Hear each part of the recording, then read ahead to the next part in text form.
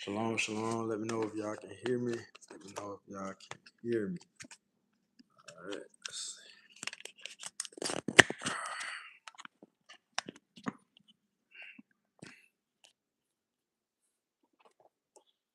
So I'm about to go ahead and crank it up.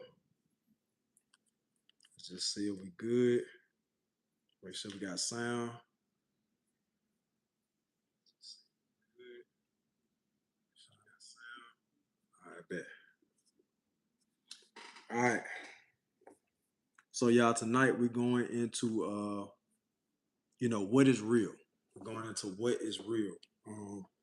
We're going into street loyalty versus Christ versus being loyal to Christ versus Christ actually being loyal to us. Just what is real. We're going to what is real. We're going to discuss what is how do you see different artists today? Via whether it be Young Thug, Ghana, whether it be I don't know these dudes' name, man. I really could care less. But whoever, Blueface, I stopped at Roddy Rich. I stopped listening after Roddy Rich. I like Roddy Rich, you know what I'm saying? When I was I think I was in the world, but I like listening to Roddy Rich. I like Nipsey and stuff like that. That's kind of where I kind of cut it off. I couldn't listen to nothing. It just everything just started to blend in the same and stuff like that. But anyway, we going based off of what is real. All right, so let's open up with prayer real quick. We're gonna get right into it. Our Heavenly Father, thank you for letting us have a glorious day today, and thank you for letting us come into the night peaceful and rested and ready to dive into the Word, ready to open up ears, ready to open up mind, and ready to open up heart in order to receive your Word. Heavenly Father, please, Lord, let the people not hear me but hear you. Let them see Christ. Let them hear Christ. And I pray, Father, that I'm able to take them to Christ so that He may show them the way. And all these things I pray in your Son, Jesus Christ. So let's look at the first thing first. All right, 1 Peter 2 and 21. All right, 1 Peter 2 and 21. Because I'm gonna go into showing y'all. I actually watched the Old Dirty Bastard documentary, and it was very interesting. That's one of, I can remember my early childhood, like being an old Dirty Bastard fan, you know what I'm saying? Didn't know too much about Wu-Tang in my youth because, of course, I'm from Georgia, but at the same time, I knew enough to know that was the real deal because kids back then knew what real hip-hop was. We knew what the real was, you know what I'm saying? Even though we kind of, stayed on the commercial end, but we still knew what real hip-hop was. So 1 Peter 2 and 21. All right. For even hereunto were ye called, because Christ also suffered for us, leaving us an example, what ye shall follow his steps, right? So he left us an example of how we should follow in his footsteps. Now, being Old Dirty Bastard, I watched the documentary. I'm trying to get into the Wu-Tang series, trying my best, but I be so busy, it'd be hard to focus on two things at once. Anyway, man, it's a sad story for Old Dirty, bro. One thing that I noticed, and I'm just gonna skim through it from beginning to end. I noticed he was a 5%er. I remember that term when I was young, probably like late elementary, early middle school. I remember hearing about 5%ers, maybe even high school. But I remember hearing about 5%ers, right? I remember Shalom, shalom. Can y'all hear me? Shalom, can y'all hear me? Can y'all hear me? What we looking like? Let me see. We looking good live? All right. Okay. Yeah. Just got a call real quick from a brother. So yeah, man. Shalom, bro. If you on live, BD, shalom to you. When you come in, let me know you here. But yeah, just skimming through it real quick. When I saw Old Dirty Bastard, what he was going through. Anyway, in the beginning, he was a 5%er. A lot of the Wu-Tang Clan was, a lot of young brothers of that era was. I'm talking about like early 90s, you know, like I said, I was a kid, but I did keep my ear, you know, I know what was going on. I had older cousins, I had uncles, so I know what was going on. Anyway, Old Dirty Bastard, he was a 5%er. I thought that was interesting. Didn't know too much about it, but I was like, hey, these brothers are bold. These brothers stand for something. What do they stand for? I had no idea, but I was like, these brothers stand for something. All I knew back in those times was Dr. King and Malcolm X, and I was like, I'm riding with both. That's how I was riding. I was riding with Dr. King and Malcolm as I was young. I was in the Christian church. I was, you know, I love my Black history. I love, even at a young age, I love my Black history. That's why the streets could not pull me under. That's why the streets could not hold me, because I wanted to be in the street so bad. And when I caught that spirit, I was like, man, this feel good. But them little voices in the back of my head, my ancestors was like, this ain't you, bro. This ain't you. You got the heart. You got the heart, but you in the wrong category. You in the wrong lane. We need you over here. And I'm gonna get into that with Old Dirty Bastard. I'm gonna get in that with Tupac. I'm gonna get in that with Nas. I'm gonna get in that with DMX. All of them got the heart. What's real? That's what we dealing with. What is real? When you come up to brothers in the street, what is real? Are you dealing with Sims? And what I call Sims or robots, or, you know, whatever, you know, androids or whatever, I call them Sims. Those are the brothers that's in the streets acting the same, acting, dressing, talking, walking the same. There's no spirit in them. And it's not their fault. They caught the spirit of the devil, the so-called white man, right? Because the white man has no spirit. They have no rhythm. They have no soul. They have no sense of creativity when they talk. They have no sense of creativity when they walk, when they dance, when they do anything, play sports, anything. They have no creativity. So likewise, our brothers in the streets, they catch this same spirit going through the same ritual, the street acceptance ritual, where it's like, you know, I got to show you that I'm real. How do I show you that I'm real? You feel what I'm saying? Other than let me break the law. Break the law, break the law. You feel what I'm saying? Yeah, I was listening to all that. I caught all them demons back then, but all them demons gone. So now what am I left with? The truth. I'm left with the truth. I'm left with me, the real me. You feel what I'm saying? And the real me feels so much powerful and better. You brothers gonna understand what's real. Let's get into it. All right. So Romans 5:6. For when we were yet without strength, in due time Christ died for the ungodly. Hey, not too many brothers will do that. It says Christ died, even not just for those who he felt were righteous, but also for the ungodly. How many brothers will walk down the street right now and say, I died for you, bro? Not even knowing you, not knowing what you into. You could be pedophile, you could be a rapist, you could be sodomite, you could be a thief, you could be a liar, you could be a scammer, you could be uh, a hater, you could be a murderer, you could be all these things, right? Christ still died for you, right? How many brothers in the streets willing to die for those people? Not because they know them, not because, you feel what I'm saying, not because you know, you knew that once they were a good person or they got potential to be a good person. No, just because simply they're your people. That's why Christ died, bro. Because he was just a soldier. He was like, hey, this is my people. This is my duty. You know what I'm saying? To give them a chance, to show them a righteous example, to say, hey, when I die, this is motivation for you to get right, because I done unlocked the code. I done unlocked the key to righteousness. All you got to do is see that I died for you. That's love. And you just got to change. And you got to figure things out. Go to Psalms 19:7. Go to Romans 12:2. You got to figure things out. Renew your mind and change. And the only things that's going to make you change is by doing these laws. You know what I'm saying? I've never met a man like that on this earth like that. You know what I mean? Now, you got people that'll die for their loved ones, but we're talking about Christ. We're talking about Christ dying for just his people, people that are the wicked of his people and the righteous of his people. He just died for his people. He died for the nation of Israel.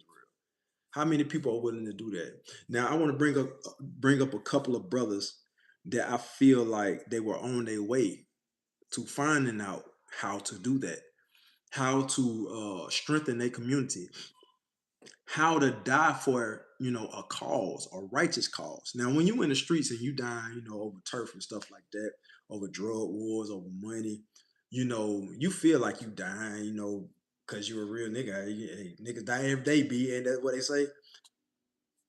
But that's dying in vain. That it ain't for no good cause. Like you dead, and then when Most High judge you, it's even the more worse because now you in that eternal fire. You know what I'm saying, or that place of gnashing teeth. Where screaming won't end. You know what I'm saying? So it's like, what are you dying for? What are you dying for? At least Esau dies for the glory of just wanting to shed blood. They know why they die. We don't even know why we die. And this is why brothers go crazy. This is why they end up in mental hospital. This is why they, just do things that don't make no kind of sense to our people because they die for the wrong reason. You dying for a white Jesus. A white Jesus? What kind of sense does that make? You dying for Buddha. You feel what I'm saying?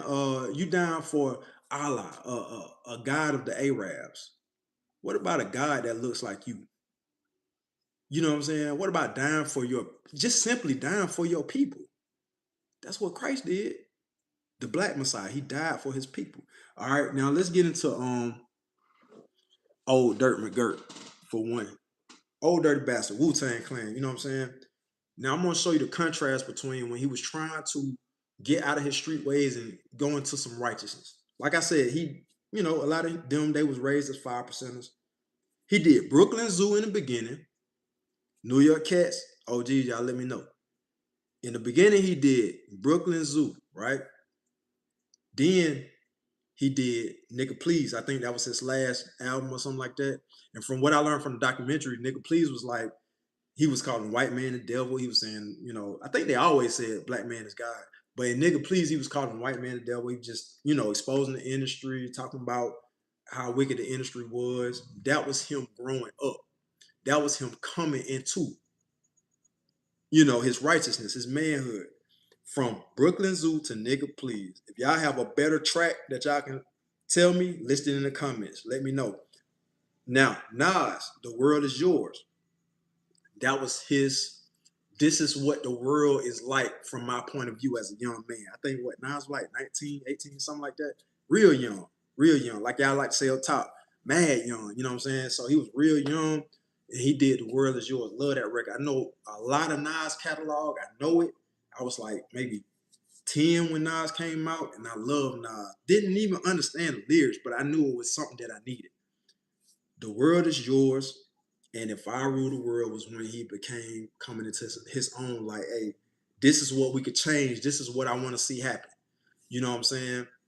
So then, Shalom. So then, I look at Nas now. I listen to his last couple of albums. I forgot the name of the red albums with the gold bars on it. Y'all know what I'm talking about. But I love them albums. You know what I'm saying? I love Nas' music. I love what he does. Tries to stay on the righteous track. I'm going to get to that. DMX, Rough Riders Anthem, when it first came out. I remember as a kid, just singing that thing. Didn't know what it mean, but just singing it. You know what I'm saying? Stop, drop, shut them down, open up, shot. Just catching the spirit. You know what I'm saying? Catching that spirit. And I loved it, man. I loved it. But then as I got older, I remember he did another song. Watch this. He did Lord Give Me a Sign. Like, why is DMX doing this? I ain't have no problem with the Lord. I was going to church at this time. But, I separated church from the street, so I didn't understand what DMX was doing at the time. Not knowing that, street dudes, hey, they go through it, you know what I'm saying? They trying to figure things out. And you know what I'm saying? I'm kind of like, I'm understanding this. So you can be in the streets and be of the Lord too. That's what got me interested. Like, them boys outside my house, they don't seem so bad. They wearing crosses around their neck. Maybe I can hang out with them, see what they all about. And that's where I got confused at. You feel what I'm saying? That's why I got confused at. I love they demeanor, they style. The boys up the street didn't know what all they had going on, but I love the fact, they swag, they confidence. I wanted to be like that. And that's how I got caught up in that. But long story short, I found my way back to understanding what I need to do for myself to get right. You know what I'm saying? And at the end of the day, Most High left me so many crumbs, man. I'm gonna get to that. So next is Tupac. He did Two of America's Most Wanted, bro. When that junk came out, I remember that song word for word. I was singing Tupac verse. I was singing Snoop Dogg verse. Two of America, Most Wanted, ain't nothing but a gangster bar. All that. You know what I'm saying? And then when he did Changes, Two of America's Most Wanted caught me, but Changes made me listen, and Changes changed my whole understanding of country. I was a kid at the time. Now I probably was middle school when it came out, or maybe I don't know, 5th grade, middle school, 6th grade. But Changes opened up my mind to a whole new world of concept that what real look like. Real looks like sharing your feelings as far as your understanding of something ain't right, of not just accepting with the go along, get along game. That's why I chose Changes as Tupac's coming of age story. Changes was like, man, Changes to me is still the most profound hip hop song of all time. Changes. Still, I see no changes. Wake up in the morning and I'm gonna ask myself, is life worth living? Should I blast myself? All that right there. All he doing is expressing something ain't right with the world. You feel what I'm saying? Now neglect all that, wake up in the morning and blast itself and stuff like that. But he's realizing something ain't right. Same thing with Nas when he said, if I ruled the world, he notices I would change some things. Change. That's what it's all about. Romans 12:2. DMX, Lord, give me a sign. He like demanded a change. Something ain't right. Old Dirty Bastard, nigga, please. He demanded a change. This industry ain't right. However, they did not find the ultimate truth. And that's knowing who you are, knowing what this is all about.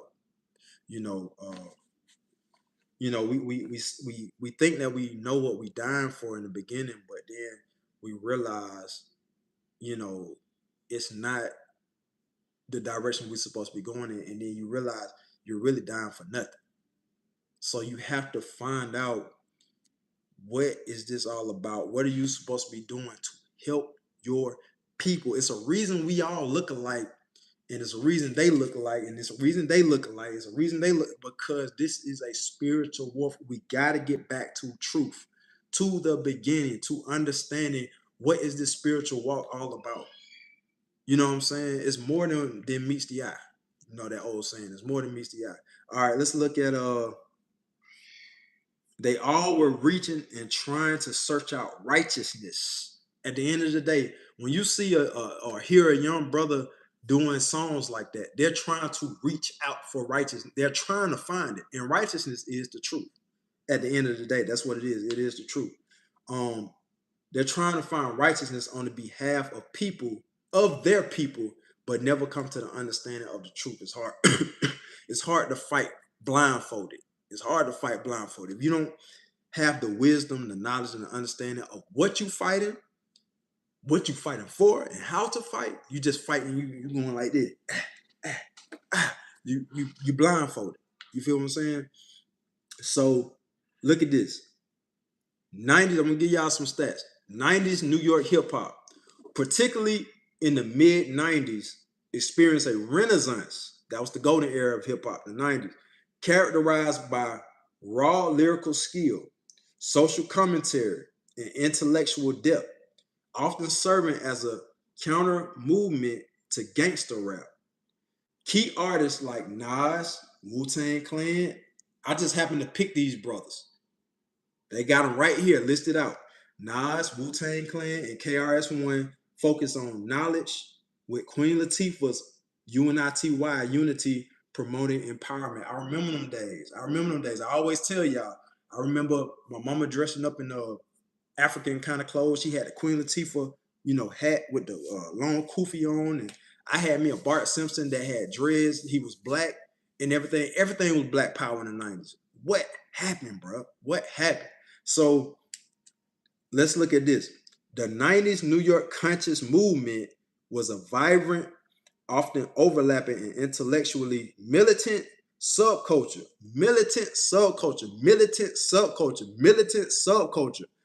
discipline. That's the word I hear when I hear that. When white people hear that, they be like, oh my God, they're in order. They're together. But when I hear that, I hear discipline. It says militant subculture that combine African American nationalism, alternative spirituality. Man, when I was a kid and I saw all this stuff, I was so happy, bro. I was like, man, our saviors, our warriors are in order. They finna save the day. The brothers that I see when I was like 9, 10 years old, the brothers I see 20, 25, 30, I was like, them brothers finna, they finna tear this system down. They finna straighten some things out. That's how I felt as a kid. And nothing was as organized as how Israelites got it today. But it just seemed that way because we had the Million Man March. We had brothers like always standing on the corner, like, protesting this and that, with the carts with the African gear and stuff like that. I mean, Atlanta was on a whole nother vibe back then. If you remember Greenbrier Mall back then, you remember Shannon Mall back then, you remember where I was at, just different places downtown, West End Mall, you know what I'm saying? You remember those places back in the 90s, it was such a different vibe, such a different vibe. Atlanta today is a shell of itself. It ain't Atlanta no more. I've been stopped claiming Atlanta probably years ago because I don't know what this is. All right, um, so in hip hop to challenge mainstream narratives, particularly within urban black communities. So back then you had Tupac and Nas and all them. They was going against the gangster and the dumb it down movement. And then you had those ones like Queen Latifah and all them. Trying to uplift consciousness and try to stay with it.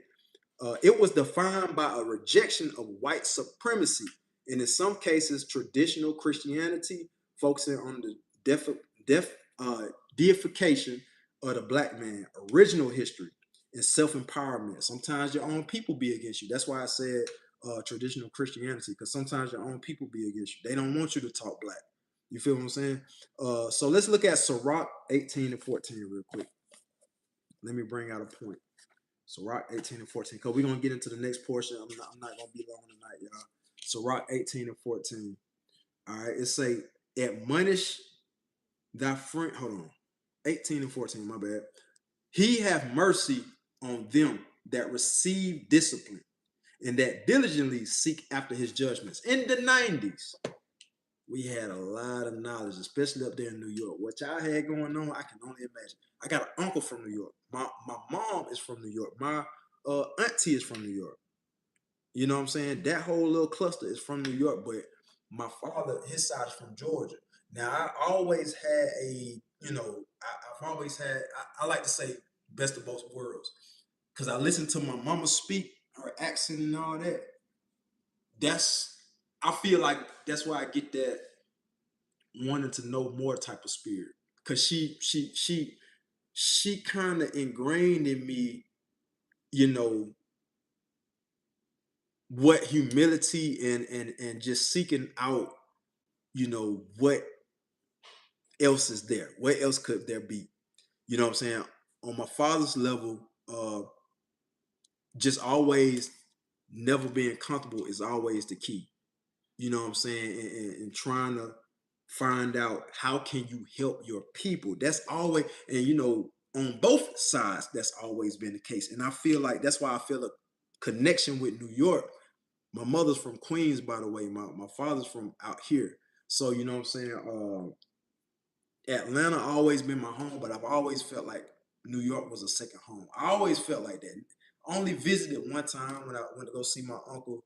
I think he was in Rikers when I went to go visit him up there. But, I've always felt like I had some kind of kinship with New York. I always felt like that. I understood it. I just understood it. And I guess I understand it not from a nigga, get out of my way type of vibe. But from a, bro, let me break something down to you real quick. Let me show you the mathematics. You feel what I'm saying? I always love that about New York. I always love that about New York. And I like that Atlanta kind of adopted that kind of thinking because we are like the New York of the South. That's how my mom always said it when she came down here to live. Now, my mom been down here since she was like 18, 17, 18 years old. So, uh, she's always said this is like baby New York. And I agree because it was fast paced compared to other places in the South. It's always been, Atlanta always been progressive as far as wanting to learn more due to our civil rights leaders, Dr. King, John Lewis, people like that, Hosea Williams, different people, just the musicians that held it down, you know what I'm saying, Brick, people like that. But I'm just saying that, we came through a lot, and New York really held it down with that 5%, knowledge, that NOI knowledge, that Israelite knowledge, and they brought it down here. And thank you to the Most High that I caught that spirit. So look, we didn't get the judgments from the Lord. We got the judgments from the streets. We got the commandments from the streets. We didn't get commandments from the Lord. Watch this. It's not just about unity, right? Our people can come together in wickedness, but we need to come together in righteousness. You can come together to celebrate a strip club. Wait a minute. What's going on with the Atlanta Hawks real quick? Somebody comment on that. Do y'all agree or disagree that the Atlanta Hawks, a family organization, because kids will go, they will show up to the game, do you agree that Atlanta Hawks should be promoting a strip club night at Phillips Arena? Why do we do these things? Just because we black, we be like, oh, we got to put a little sauce on it. Why not put some intelligence on it? You know what I'm saying? Why not put some intelligence on it? But you got to do a strip club night, fornication, Sodom and Gomorrah. I ain't gonna say no more. Look, so it's not just about unity. You can come together in celebration, not just of a strip club, not for LGBTQ month, not for a drive-by, not for Freaknik, not for Christmas. Just because it's a bunch of niggas coming together doesn't mean that it's righteous. It doesn't mean that it's righteous. So if it's not unified in the Holy Spirit, it's not of the Most High. All right. So the missing ingredients to all this when we be coming together, right? It's the law, statutes, and commandments of the Most High God. All right. So the reason I say that is because even the Most High said in the book of Deuteronomy, chapter 4, the nations will see us and they'll look at us and say, this is a wise and great nation. Just because of the commandments and the culture that we have, they'll say, this is a wise and great nation. All right. Now let's look at some of the philosophies in New York back in the 90s during that hip hop era. All right. So one of the philosophies, like I already mentioned, the 5%ers, nation of gods and earth. What they were, let's look at it. Founded in Harlem in 64 by Clarence, what's that, 13X? Somebody drop in the comments, let me know who Clarence 13X is. This group broke from the Nation of Islam, so they was in the Nation of Islam, okay, interesting, to teach that the black man is God, all right? So most of the teachings, like I said, most of them come from the Israelites, because where do they get this concept? What book do you read? Drop it in the comments if you know. What book are the 5%ers, NOI, or anybody reading? Thank you, bro. 13, is that 13X? Am I right? Clearance 13X. Okay, looks like 13X. So we're gonna go with that. Yes, sir. Yes, sir. All right. So clearance 13X. I'm gonna do a little bit more research on it. All right. So we're gonna drop the science, like them brothers like to say, to see where the black man God concept comes from. All right, the black man is God. Let's go to Psalms. Some of y'all brothers and sisters know I'm going with it. Let's go to Psalm 82 and 6. See where that come from. We're going to start at verse 5. They know not, neither will they understand. They walk on in darkness. All the foundations of the earth are out of course. Watch this. I have said, ye are gods, and all of you are children of the Most High. Let's go to 1 Samuel 4 and 8. Let's get some more on that. This is where they're getting the understanding that the black man is God. 1 Samuel 4 and 8. And the Philistines, we're going to start at verse 7. And the Philistines were afraid, for they said, God is come into the camp. And they said, woe unto us, for there hath not been such a thing heretofore. All right, now this is the point. Woe unto us, who shall deliver us out of the hand of these mighty gods? The Philistines call us gods. They didn't call us demons. They didn't call us deities. They didn't call us divine. They called us gods. Because in Psalm 82, we are called gods. You feel what I'm saying? 82 verse 6. Yes, sir. Yes, sir. 82 verse 6. Now, there's another scripture. It says that, and David shall be as God. We are gods upon the earth. We are walking gods upon the earth. We've been known that as Israelites. We've been known that. The thing is, we've been afraid to say it, but 5%ers, and NOI and different people like that, they, Egyptologists, they've been able to just come out and say it because they like, it's got to be true. I mean, it makes sense. And here's the thing. What I like about all of us is, like I say, we come together in knowledge, but we yet have learned to get the knowledge of the Most High. Now, when we come together in knowledge, we share information with each other, right? And the thing is, brother, you said John chapter 10, verse 30 through 38. Let's get that real quick. John chapter 10. All right. John chapter 10, verse 30. And I and my Father are one. Then the Jews took up stones again to stone him. Where you at? Through 38. Jesus answered them, many good works have I showed you from my Father. For which of those works do ye stone me? The Jews answered him, saying, for a good work we stone thee not, but for blasphemy, and because that thou being a man, make thyself God. Jesus answered them, is it not written in your law? I said ye are gods, and that's right. And that's what he was quoting, Psalm 82. And the thing is, a lot of so-called Christians don't understand that the New Testament, you can't just read the New Testament. You need the Old too. The New Testament is a direct link to the Old Testament. It's confirming the Old Testament. Basically, Christ is always quoting the Old Testament. Even Paul sometimes quotes the Old Testament. Excuse me. But at the end of the day, they always letting you know that it's written somewhere in the law or the prophets that ye said ye are gods, that Most High said ye are gods, that Most High, he said what he said, basically. And, we leave it at that. But like I said, this is the understanding of where that term comes from. The black man is God. This is the understanding. And we have more scriptures that I can bring out, but we're going to get to the next portion. All right.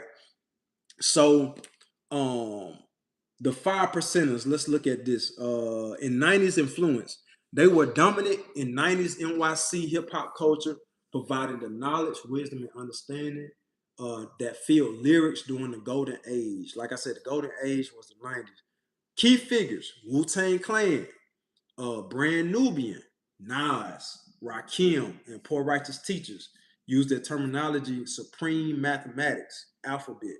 All right, cultural impact. They popularized slang like word is bond, peace, cipher, and drop in science. Now, I even knew that even when I was a kid, when I heard those terms, word is bond. That wasn't an Atlanta term. We use peace. We still pretty much use peace to this day. Cipher, that's a New York term as far as how they use it with slang. Dropping science, we didn't use that in Atlanta back then. But I knew once I heard it, it was a New York term that had to come from Egyptology or 5%ers or NOI or Israelites. I knew that it had some kind of knowledge to it. When you said dropping science, I was like, hey, this is cold, bro. But let's get to the point. Hosea 4 and 1. Hosea 4:1. Let's look at this.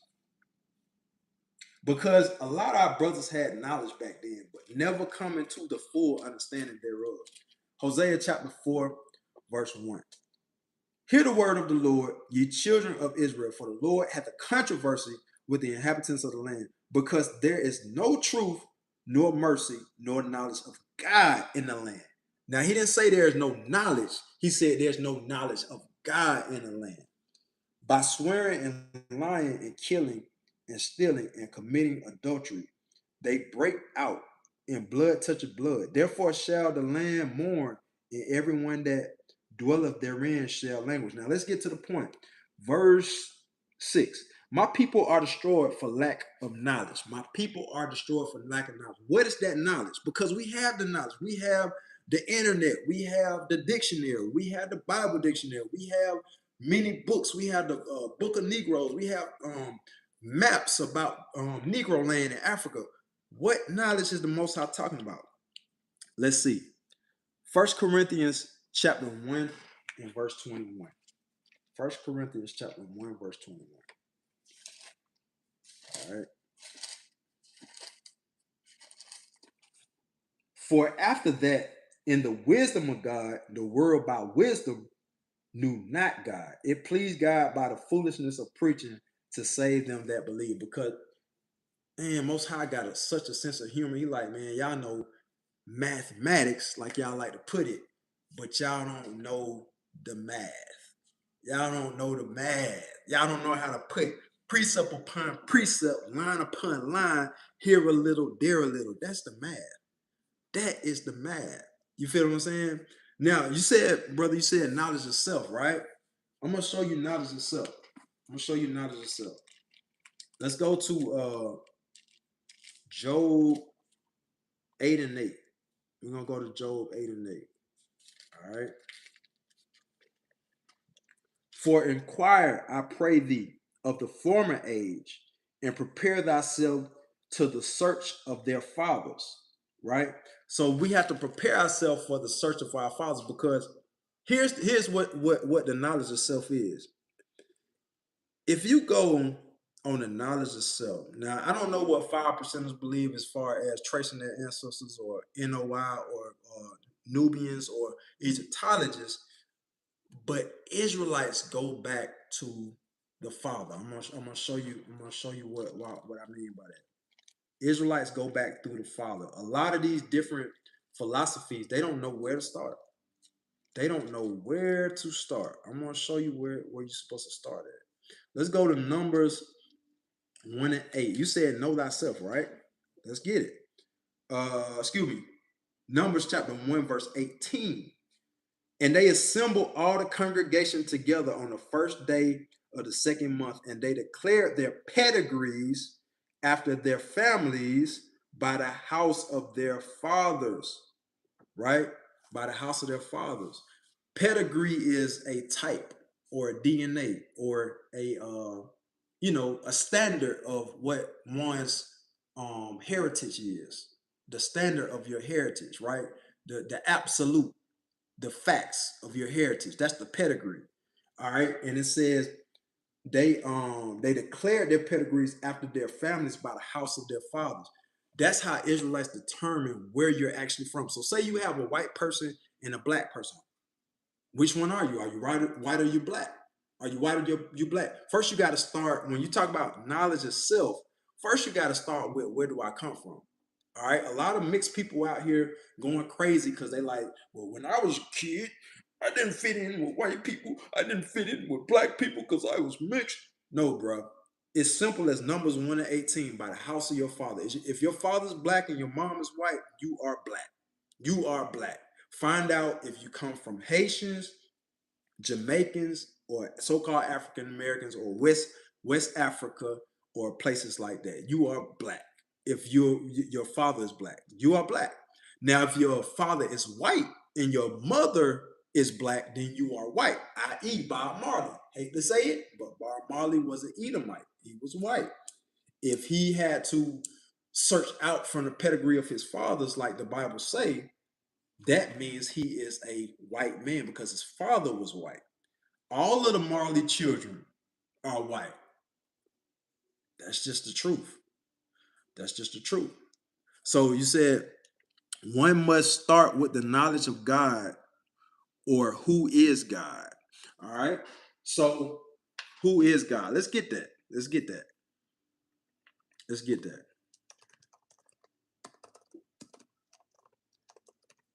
I want to get this first, and then I'm gonna go into this other scripture. So I'm gonna get John 14 and 9. We're gonna deal with it. I got two scriptures for you real quick. John 14 and 9. All right. So who is God? Good question. I like that. One must start with the knowledge of God. I like that. John 14 and 9. Jesus said unto him, have I been so long time with you, and yet hast thou not known me, Philip? He that has seen me hath seen the Father. And how sayest thou then, show us the Father? Right? So if you read about Christ, you read that he comes in his image. You read that he comes in his will. You read that he comes in the power and excuse me, the authority of his Father, right? Now I got another scripture for you. Now, you see who Christ is. Matthew 7 and 29, if I'm not mistaken, it says he taught as one having authority. Most High has authority. Christ, for another example, he was in the garden, knocked down the soldiers with one breath, with a power of just his words, knocked down the soldiers. That's the power of the Most High. Just a smidgen of the power of the Most High. Remember, Most High showed his power when he spoke from the mountain, how thunderous his voice is, right? That is the power. Same thing Christ, same thing Most High got, Christ got. Christ was a soldier. Most High, Exodus 15 and 3 said the Lord is a man of war. Christ loved the children. He said, come as children. Most High calls us and references us as children. Christ said, you seen me, you seen the Father. I do his will. It's the same thing. Just like I got a son, when you see him, you're going to be like, hey, he look just like you. You know what I'm saying? Or they look just like, I got three sons. They look just like you. You know what I'm saying? So then when they do certain things, you're going to be like, okay, they're coming in the will of their Father. They coming to set a standard just like their Father set a standard. They coming to approach us the same way their Father approaches us. It's the same thing. That's why we say we are our ancestors. That's knowledge of self. That's knowing that somewhere down the line, yeah, I could have been Nat Turner, because that's through regeneration. And that goes into another topic of regeneration. I could have been Nat Turner. I could have been Eli Whitney. I could have been these brothers. You know what I'm saying? But that's just going into another topic of regeneration. But like I said, in a sense, we are one. In a sense, we are one. You know what I'm saying? But the thing is, Most High said we are made in his image. So when we check. Did I lose? Can y'all hear me?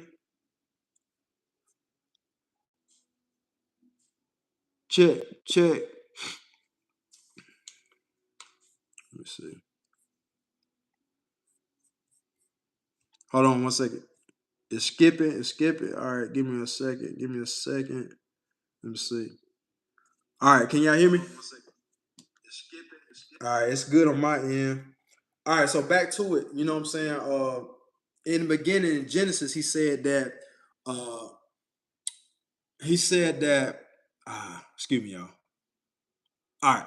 So in the beginning, he said that he created us in his image.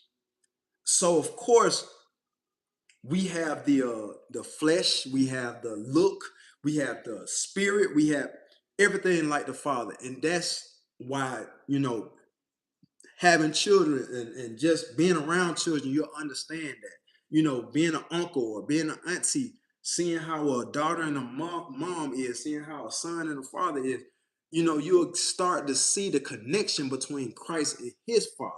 You feel what I'm saying? Now let's go into let's deal with that. Let's deal with that. Who is the Most High? All right, let's deal with that. Daniel, I'm gonna go to, excuse me, Daniel 10. We're gonna go to Daniel 10. All right, let me look real quick. Daniel 10. Daniel 10.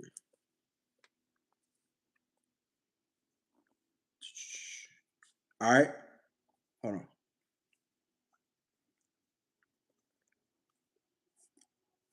Excuse me, y'all. My bad. What I want? Daniel 7. I like it for Daniel 7. Oh, yeah.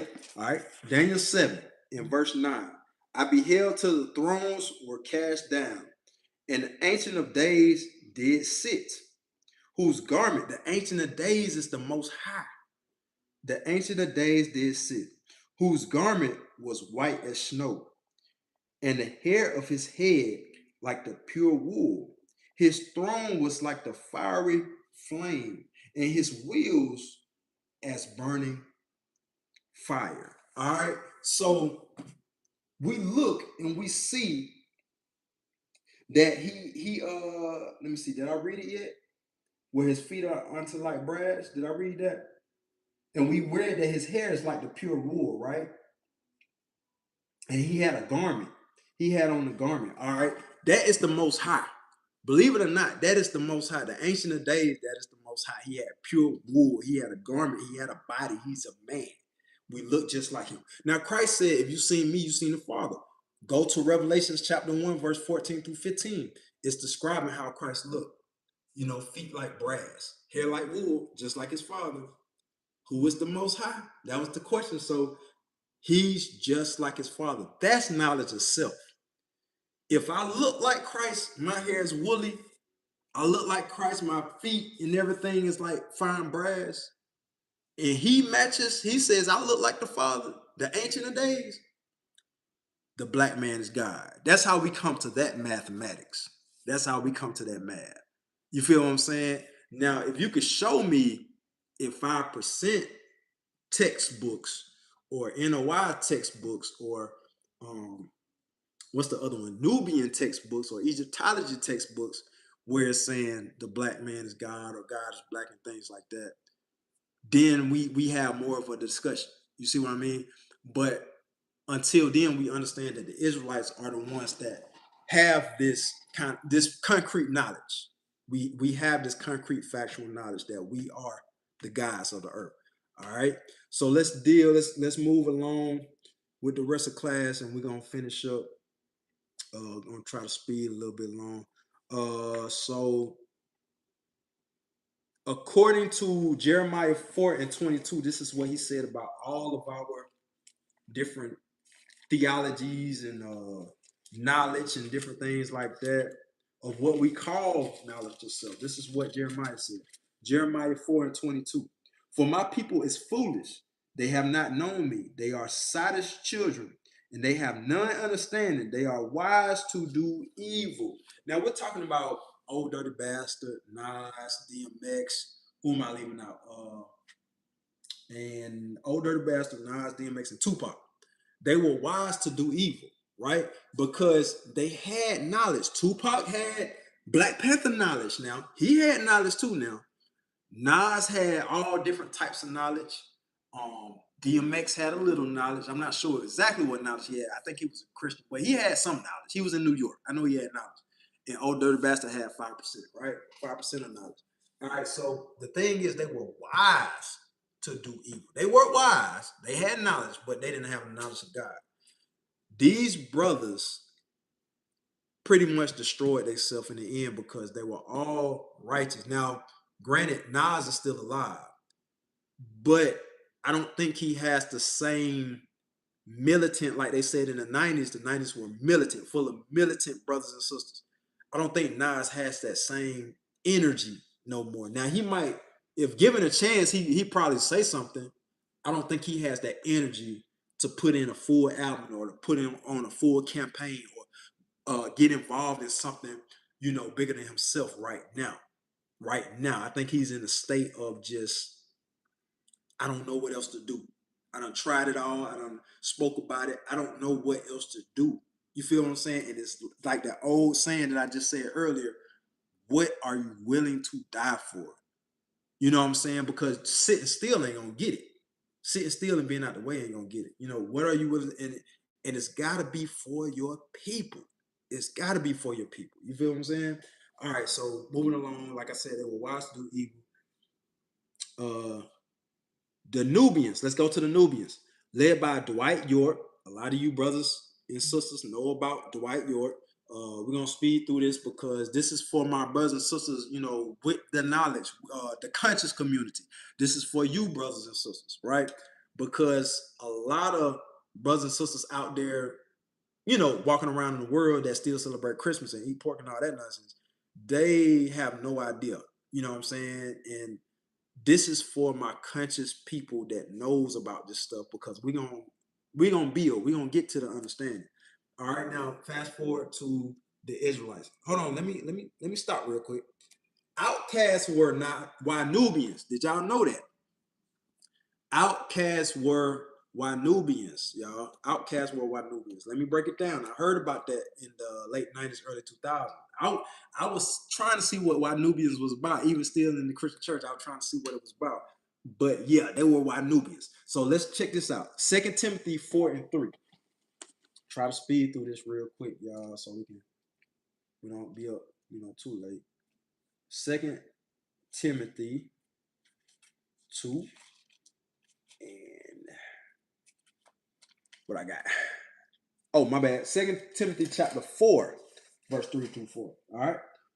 For the time will come when they will not endure sound doctrine, but after their own lust shall they heap to themselves teachers having itching ears. What did outcasts learn from Wunabians? Dope music. At one point in time, they were my favorite artists of all time. Outkast, Dungeon Family, Goody Mob, Witch Doctor, uh, everybody, Big Rube, Seabone, Concrete, everybody, Slim Calhoun, Killer Mike. At one point in time, those were my teachers. Those were my teachers. When I mean by teachers, I mean I was a young boy listening to them, and I held on to every word because I felt like they were righteous, even though they were in the streets. Felt like they was righteous, even though they was in the street. Same thing as Wu-Tang, same thing as Nas, same thing as Tupac, same thing. Everybody up there. DMX, what you got? I was told by FOI Malachi York was a member of the Nation of Islam. Okay, I've heard many different things about Malachi York, and my conclusion, you know, Most High wasn't dealing with him. My conclusion. I don't know all of what he delved into and what led him to his end, but I just know, Most High wasn't dealing with him. That's all I know about him. But thank you for the information, bro. Hey, appreciate it, bro. Any information you brothers got, like I said, I was young during this era in the 90s, but I was still aware. I was still aware. But yeah, so, like 2 Timothy chapter 4 say, they had itching ears. So we're talking about Outkast right now. Outkast, man, dope music. They just made the Hall of Fame, right? And they were Nubians. What did Nubians teach? What did that knowledge teach them? Andre 3000, he used to be my favorite, my all-time favorite artist. Outkast together as a group was my all-time favorite artist. But Andre did not teach me a damn thing. Now, I will say this. As big brothers, they said a lot of good things. Good things. However, it was a mixed message. I need you to understand. Imagine me, 19 years old, listening to Gangsta Pimp. Do you really want to know about some gangster shit? Do you really want to know about some gangster shit? All right. I think at the time, what was that? 2000. So I'm about 15, 16, listening to it. And I'm talking about years later, still loving that album. Stank On You to this day was one at that time was one of my favorite albums, Stank On You. So, you know what I'm saying? That and Quimini. So listening to gangster shit, 19 years old, 20 years old, woo, wilding, boy, wilding. But still trying to hold on to what I felt was righteous. And I felt like Outkast was that righteousness. Sometimes I would want to go listen to 3-6 or, something crazy or Baby D or whatever, but then I wanted to come back to Outkast to kind of balance it out. However, like I said, Outkast gave me a mixed message. They were gangster pimps. I live by that. I was like, okay, in the South, we're supposed to be gangster pimps. But then they would preach on the other end, on a Clemini, I hear synthesizer. You know, I hear songs like that. You know what I'm saying? And it'd be so deep. You know, skewed on the Barbie with Raekwon the Chef from Wu-Tang. So it's like, you know, it was mixed messages. It wasn't nothing solid or concrete. So now you got Andre 3000 playing the flute going around the world. What is the message, bro? What is the message? What do you stand for? Are you gonna die for your people when the time comes? Are you gonna fight the gut? What are we doing? What are we doing? Psalms 1, what is it? Psalms 119. Let's get it. Big boy, what are we doing? We talking about pimping all day? Are we going into our 50s talking about pimping? What are we doing? What are we doing? What are we doing? What are we doing? All right, Psalms chapter 119, verses, let's go to 97 to 99. Oh, how I love thy law. It is my meditation all the day. Thou through thy commandments hast made me wiser than my enemies, for they are ever with me. Watch this, verse 99. I have more understanding than all my teachers, for thy testimonies are my meditation. My teachers. I was around a lot of brothers.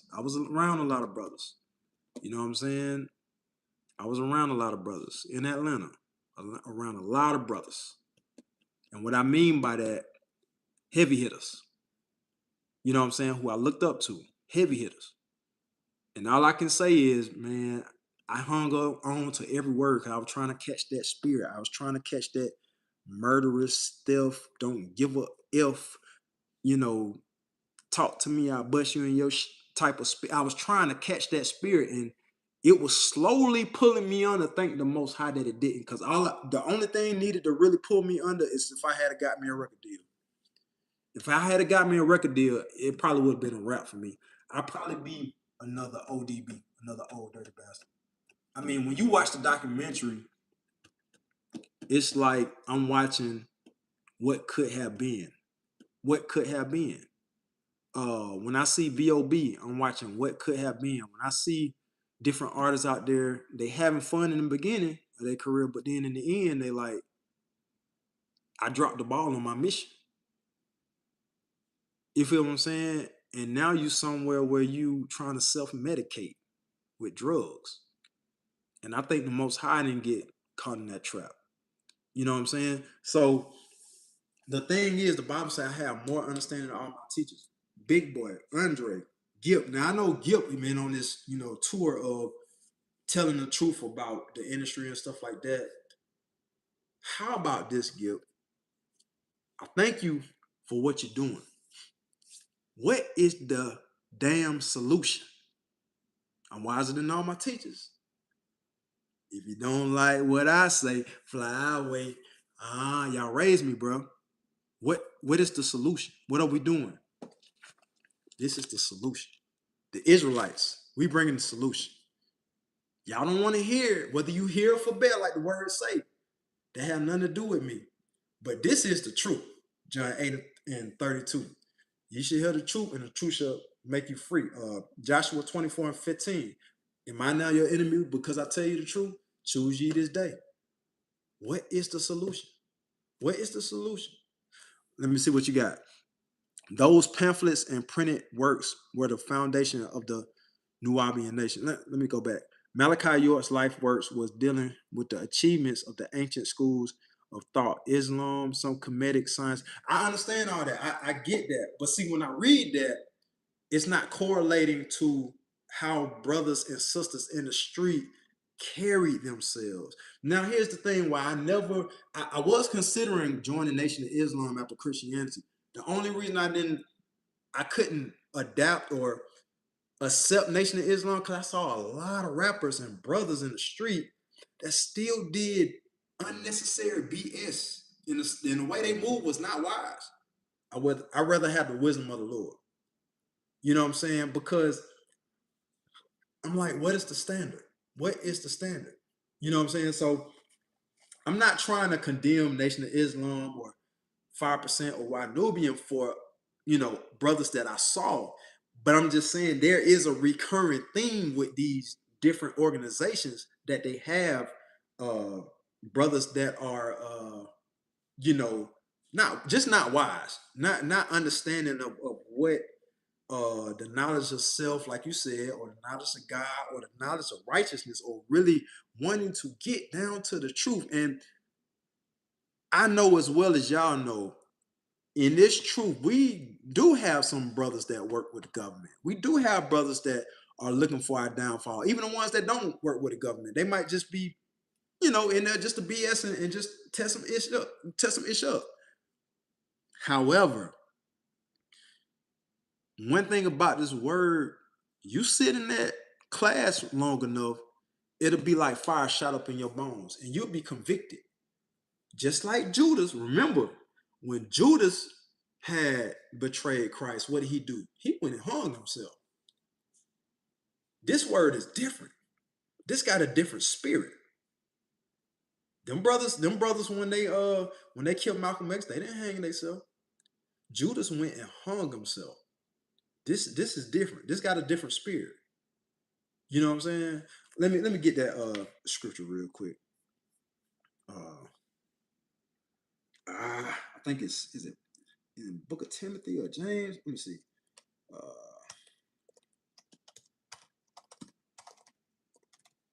Let me see. Let me see. It's been a minute since I've seen the scripture. Second Thessalonians chapter 1, I believe. Second Thessalonians chapter 1. I like this script, bro. I ain't seen this script in a long time, bro. I got to get back on this one. Second Thessalonians chapter 1, verse 6. Some of y'all know where I'm going with it. Let me know. All right. Seeing it is a righteous thing with God to recompense tribulation to them that trouble you. In this truth, we ain't worried about nobody double crossing us. Christ he showed us the example. Judas sat there next to Christ and said, "Is it me, Lord? Am I the one that's gonna turn on you?" Knowing good and damn well he was the traitor. And Christ said, the one, he looked at him, the one that dips his hand at the same time as mine, that is the one who's going to turn me in. He did it. He was like, do what you came to do, bro. Go do it and do it quickly. Because that's how we roll. That's how we roll. You know what I'm saying? And Most High said it pleases him. He said it's a righteous thing with God to recompense tribulation to those that trouble you. You feel what I'm saying? He said it's a righteous thing. Because if you really looking for the truth and you really were looking for righteousness with no kind of doubt, no kind of fear, no kind of hesitation, Most High said, I'll rock with this one. I'll rock with this one. Exodus 15:3, Most High's man of war. Let's get to it. All right, so let's look at this. So now I'm going to show you what the internet will say about when Israelites was doing their thing around this time. Various groups that teach that black people are the true descendants of the ancient Israelites. 1990s context, often seen on street corners in Harlem or Brooklyn. Now, oddly enough, this is all the information they got when I had looked up 90s, organizations that were doing the conscious movement in the hip hop era in the 90s. This is pretty much all they had. So let me read this real quick. Luke 8:10. And he said, unto you it is given to know the mysteries of the kingdom of God, but to others in parables, that seeing they might not see, and hearing they might not understand. Now, that's all they got. That's all they put for the Israelites. They didn't want to put like what we currently doing or what's going on. And it's always like that. Why? When it comes to the Israelites. Why is it always like that? Like, oh, Israelites, let's push that to the side. All right, Egyptologists, y'all up. Let's talk about y'all. Why is it like that? Because with us, it's a different type of spirit. You know what I'm saying? Now with us, let me show y'all something. Israelites taught Malcolm X, just in case y'all didn't know that. When all these other philosophies speak out, whether through celebrities or official leaders, I'm talking about NOI, Nuwabians, 5%ers, all that, Nation of Islam, all of that. When their official leaders or when any celebrities speak on them like positively, this is what happened. There's no issue because there is no God for Esau to war against. The gods of these different philosophies, like those that I just named, are in agreement with Esau or Satan. You feel what I'm saying? They're in agreement. So The so-called white man, he don't fear that. He's looking like, okay, cool. You know what I'm saying? Because that's not y'all guy anyway. Let's look at Judith. Let's look at the book of Judith. I think it's chapter 5. If you got your apocrypha, it's Judith chapter 5. You don't have apocrypha, go get you a 1611 and it has the apocrypha. Judith chapter 5. Verse 19. But now are they returned to their God and are come up from the places where they were scattered. Now watch this. Verse 20.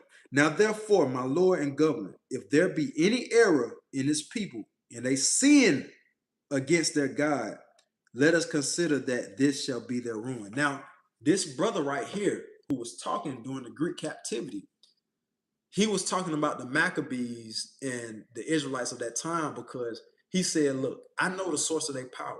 If they sin against their God, he will cut them off and not deal with them. And we can do whatever we want to do with them.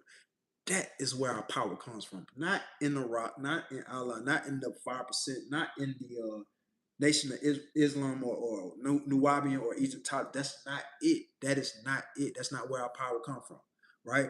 Our power comes from the God of our fathers, Abraham, Isaac, and Jacob. That's where our power comes from. You know what I'm saying? And when you believe the faith of a size of mustard seed, you can move mountains, bro. That's what it is. So look at this. Egyptologists. We almost done, y'all. Egyptologists, right? What they were. While not a singular organization, this was a massive intellectual movement in 90s NYC that focused on rewriting history to highlight African contributions to civilization. Let me say this. Egyptologists, I was considering that. Again, this is for all my, people that are of the conscious community. Egyptologists, I was considering that. However, what I didn't like about Egyptologists was it was just a step up from Christianity. It's just too broad. It's too broad. It's saying all black people are righteous and all black people. No, because you have to do, like y'all like to say, the mathematics. So if everybody on earth was black, as we all know, whether you NOI, 5% of Egyptologists, Israelite, the truth is that we know we were all black at one point in time in the earth. We know that. But do the mathematics. Does that mean every group of black people are righteous? No, Israelites is here to tell y'all it's a certain small group of black folks that was righteous. It's a small group. Egyptology is too broad. They say all black people are divine. And no, now we all dealt in witchcraft. We all dealt in dealing with the stars, the moon, and the sciences and the mathematics and all that.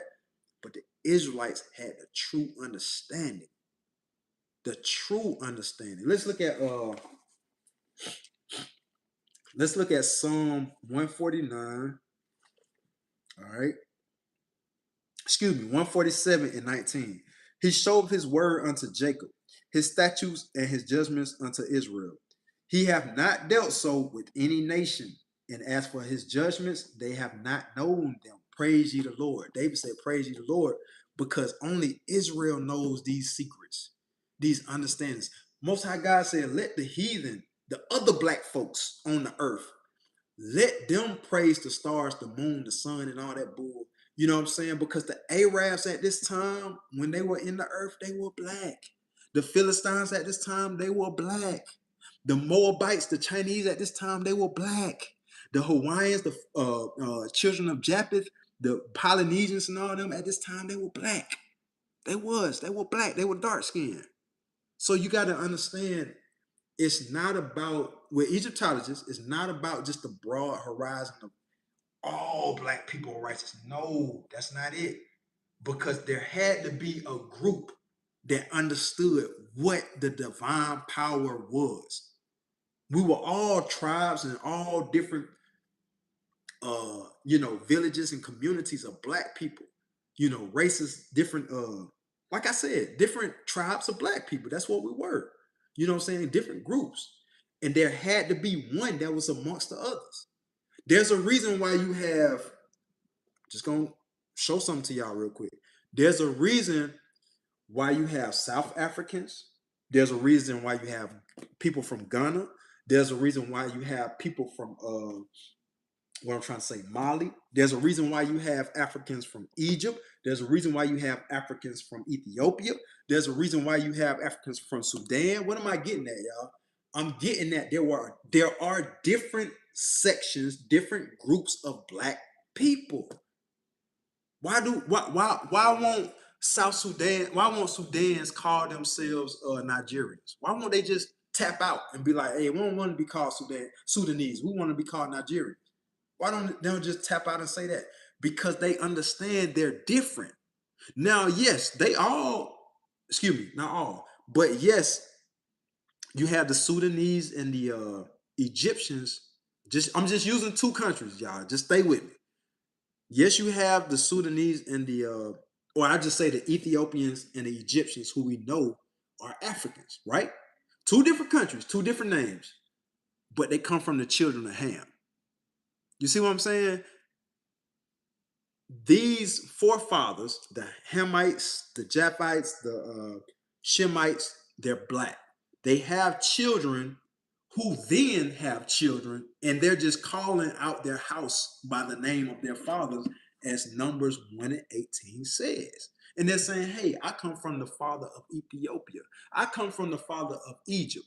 I come from the, you see what I'm saying? That's what they're saying. That's what they're proclaiming to the world.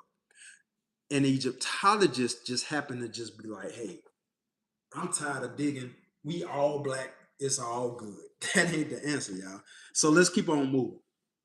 Then you got the Moors. Let's look at them a little bit. What they were, based on the teachings of Noble Drew Ali. They believe black Americans are descendants of Moors, which we are. Many in the country scene identify as Moors to reclaim a national identity, arguing they were not black or Negro, but indigenous. Okay, all of that's going into some other stuff. But yes, Moor means black or swarthy. Swarthy means black or dark skin. You see what I'm saying? So yes, the Moors were black. We in the conscious community, we know that. You know what I'm saying? We know that.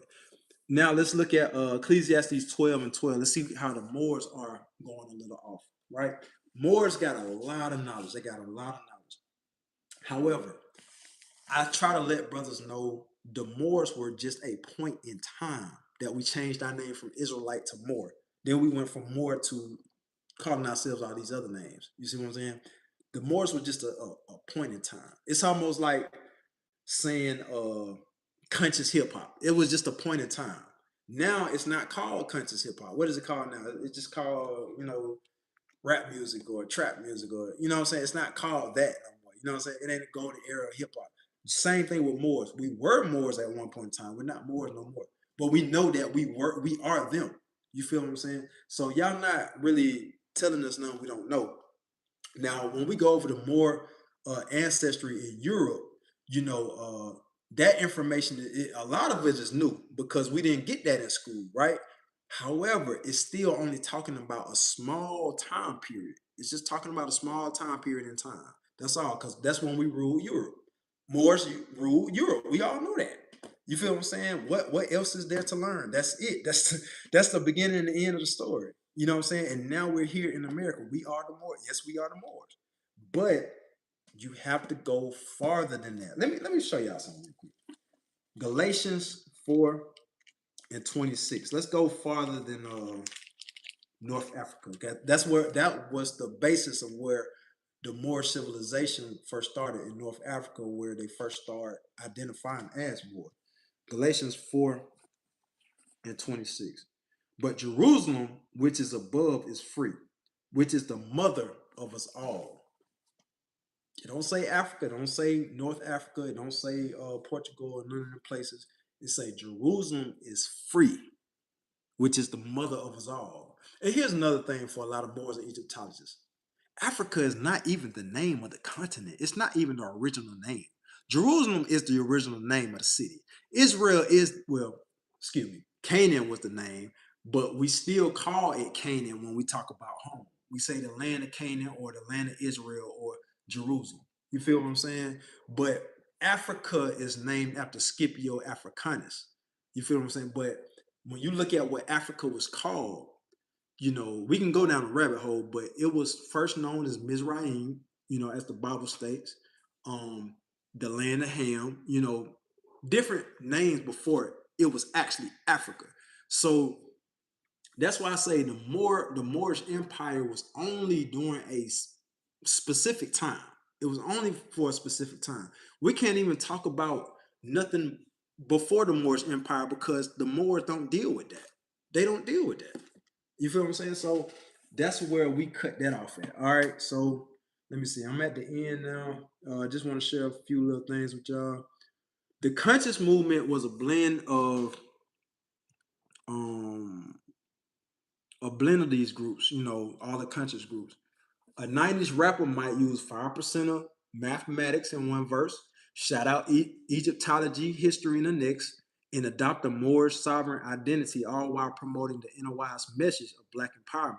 Key artists, let's look at them. Brand Nubian, Poor Righteous Teachers, Wu-Tang Clan, Public Enemy, Queen Latifah, Diggable Planets, Most Def, self-knowledge. The theme was self-knowledge, Black nationalism, opposition to police brutality, and the glorification of urban life as a Medina or a Mecca. Now, I want to say something about that being a Mecca. Watch this.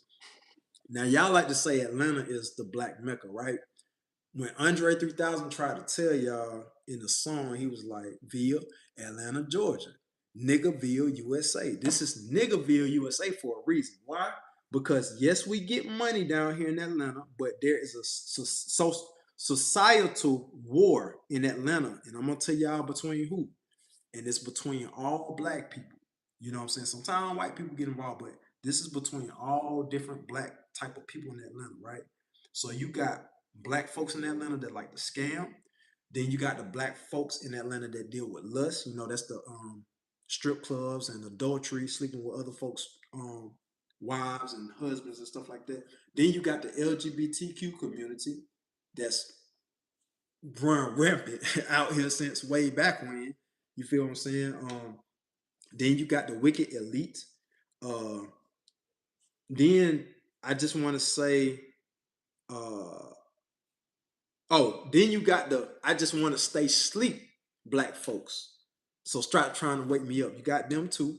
Then you got the Black folks that are simply just trying to search for righteousness. It's a civil war down here, y'all, between all of us. Between all of us. When we talk what we talk, and it's not just Israelites. I'm talking about just people trying to wake up from the slumber of just the numbness of it all. Those people trying to fight, trying to find a way out, trying to find the truth, and they have to deal with the people that is down here in Atlanta just for lust, down here in Atlanta just for sodomy and Sodom and Gomorrah, people just down here for scamming, people that's just down here just to just live life and stay sleep. You know what I'm saying? So we all fighting for different things out here in Atlanta. We are not on one accord at all. Don't believe the hype. We are not. You know what I'm saying? Uh, we are not all moving on the same frequency of spiritual rhythm like it used to be here in Atlanta. All right, I'm getting down to the last bit. So this idea existed earlier as a warning.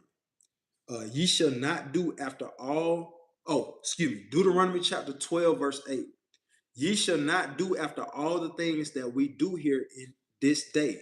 Every man whatsoever is right in his own eyes. Now, Moses heard that from the Heavenly Father. The Father said, y'all are not to do, when y'all get in this land of Canaan, coming from out of Egypt, y'all will not do everything that you feel is right. That's what we're doing here in Atlanta. Whatever we feel is right, we just do it. Now, look at this. This was a future prophecy from Moses that came to pass. That was in Deuteronomy. Now let's look at Judges chapter 17 and verse 6. In those days, there was no king in Israel. No Dr. King, no Malcolm X, no leaders. Because guess what? All the leaders that was in civil rights, either they too scared to come out and say something, or they just chilling, or they dead. You feel what I'm saying? Or they done gave in and they done switched to the other side. So we're living in Judges 17 and 6 right now. It says, in those days there was no king in Israel, but every man did that which was right in his own eyes. The Most High's words are not just for back then. It means that it will keep happening in each generation until Christ returns. Let's look at Matthew 5 and 18 real quick. Christ said all things must be fulfilled, right? So these things are going to keep happening until we get it right. For verily I say unto you, till heaven and earth pass, one jot or one tittle shall in no wise pass from the law till all be fulfilled. People, we got to keep the commandments. That's the only way we're going to make this thing right. And that's the only way you're going to make it out of here. These prophecies will continue. Ecclesiastes 1:9. There's nothing new under the sun. That's what King Solomon said. So everything that you hearing in Judges and Deuteronomy is the same thing that's happening today. Every man and woman is doing what he or she feels is right according to their own lust, own greed, own thoughts. Lean not into your own understanding. All right. And Revelation 2:26 say, and he that overcometh and keepeth my works unto the end, to him will I give power over the nation. So this is not an easy walk, y'all. You come into this truth, you got to keep the laws in order to get the wisdom and understanding, to know what is right and what is wrong, to know this is not the way. I just need to keep walking straight. All right. 2nd Esdras 1:35, last one. Your houses will I give to a people that shall come, which not having heard of me, yet shall believe me, to whom I have showed no signs, yet they shall do that I have commanded them. 5%ers, I ask you, what are you commanding your people to do right now? NOI, I'm asking you, what are you commanding your people to do right now? Egyptologists, I'm asking, what are you commanding your people to do right now? Nubians, what are you commanding your people to do right now? The Israelites, we commanding you to follow after Christ, keep the commandments. This is the source of our power. This is the connection back to our Father, our God of Abraham, Isaac, and Jacob. With that, I say shalom.